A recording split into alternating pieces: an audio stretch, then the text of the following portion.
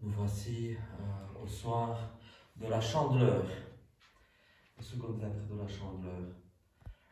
Alors Jésus nous dit de marcher dans la lumière. Lui, il est la lumière et nous devons marcher dans la lumière.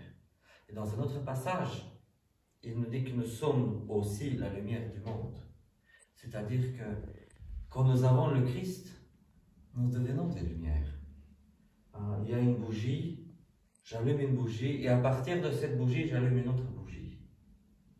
Le Christ est la lumière et nous devenons des lumières lorsque nous vivons avec le Christ. Quand le Christ vit en nous, nous devenons des lumières aussi. Alors, dans un autre passage, toujours de Saint Jean, il est question des humains, des gens qui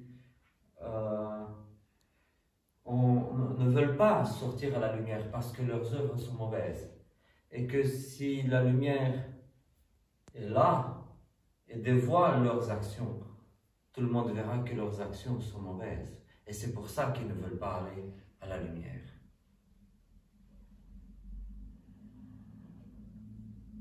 Parfois, je me demande, est-ce que mes actions sont bonnes? Est-ce que mes actions sont dignes de la lumière? Chaque fois que je fais une chose, la question que je dois me poser, c'est est-ce que cette chose-là, telle que je la fais à la maison, est-ce que je pourrais la faire aussi à la vue des gens? Ou bien est-ce que j'aurais honte de ça devant les gens? Quand quelqu'un vole,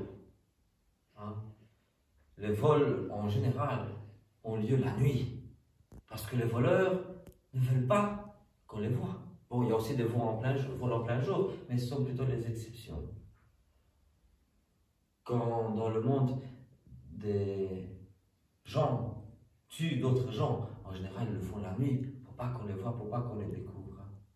Et nous, en tant que chrétiens, notre question doit être toujours, est-ce que ce que je fais est digne de la lumière? Le Christ qui est la lumière.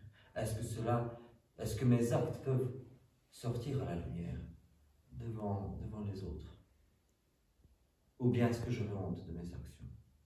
C'est la lumière, lui, sur mes actions. Nous voici en cette fête de la Chandeleur, la fête de la présentation du Christ au temple.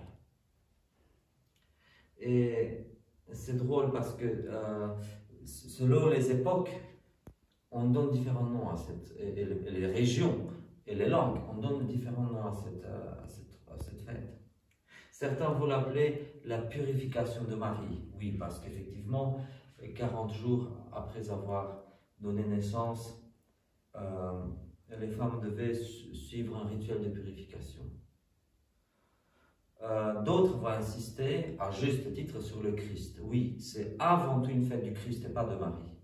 Marie est un personnage secondaire, comme les Simeon, comme Anne, comme Joseph, qui sont présents. Même les pigeons, les tourtereaux sont des personnages secondaires dans cette affaire-là. Et c'est Jésus qui est le personnage principal. D'autres vont appeler cette fête la rencontre. Parce que la rencontre, c'est Dieu qui vient à la rencontre de son peuple. Et d'autres vont dire que c'est le peuple qui vient à la rencontre de Dieu. Quand on attend un invité, qu'est-ce qu'on fait? On va l'attendre à la gare. On va attendre à la gare quelqu'un. On va à sa rencontre.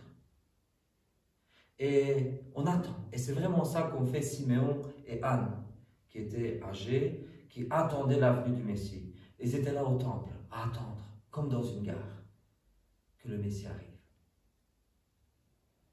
Et nous sommes nés, nous sommes venus au monde, nous sommes venus à la vie après l'arrivée du Messie. Et qu'est-ce qu'on va faire avec le salut qui nous est offert? Ça, c'est la question que nous devons nous poser. Amen. Amen.